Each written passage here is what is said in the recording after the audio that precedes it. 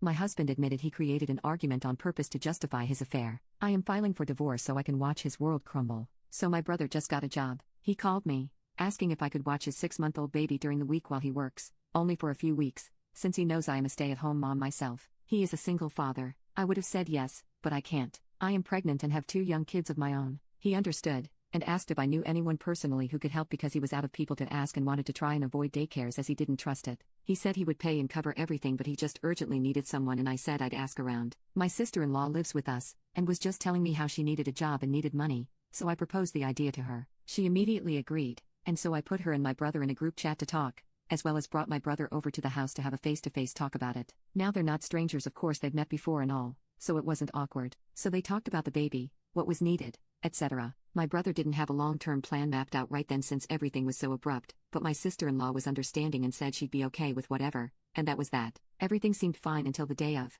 My husband came into our room and blindsided me with all these complaints on her behalf. He said my sister-in-law had not eaten since the morning, that she wasn't comfortable and she was tired and that she didn't even need to be there because other people were home and could have watched the baby, and that they only gave her $100, etc. I was confused, because I spoke to my sister-in-law while she was there to check on her and she said everything was fine. So I told him she didn't say any of those things to me, and I asked her and she said she wasn't complaining to him. I said to him bluntly, so she is not complaining, you are complaining for her? And he said, yes. I told him I was confused, because he was throwing it all at me as if it's my responsibility, and that sister-in-law and my brother are 2 adults who made their own deal, that was up to her and she agreed to it, nobody was forcing her. If she was uncomfortable or anything, all she had to do was say it. He continued to repeat the complaints and said, do I have to get involved? I told him the deal doesn't involve him, or me for that matter, and I don't understand why he's the only one upset here when it has nothing to do with him. They are adults. He told me he can't even have a conversation with me and left the room. I'm genuinely confused. Update, 2 days later. So, since I spoke with sister-in-law and husband separately and got nowhere,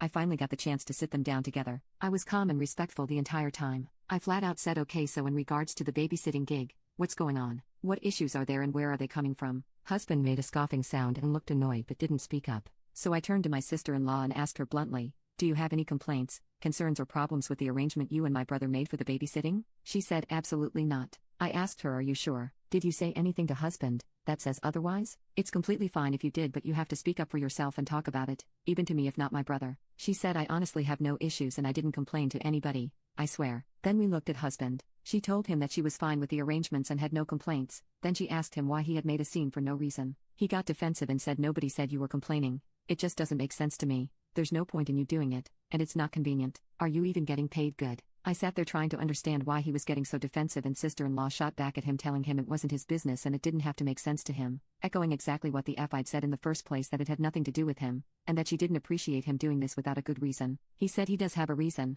and when we asked what the reason was, he said because it doesn't make sense to me. I calmly asked him which part didn't make sense to him, and why he was so bothered by it when it does not affect our daily life in any way, that it didn't have to make sense to him cause it isn't his arrangement, and he got angry. He stood up from his seat, rambling something about how we were ganging up on him, and that we weren't going to make him the bad guy, and that nobody listens. Me and sister-in-law just looked at him while he rambled and she was just as lost as me. I, still very calm, asked him what he wanted out of this, and why he kept trying to involve himself, when sister-in-law clearly said she is happy with the agreement. He said nobody fagging uses their brain around here but me, I guess, and walked out. I don't know about y'all, but I'm no ass kisser and I definitely wasn't about to chase after him or baby him. He was being completely ridiculous in my opinion, so we let him go and that was it. About an hour later, he came back, and started saying things under his breath, like my own wife just let me walk out and she doesn't even care about me and it's just fag me, I guess I just don't matter, while sighing and dragging it out. I ignored all of it, because, grow up dude, and he came into the room and said, so you have nothing to say to me? And I was like, nope, we tried to address things and you decided to storm off,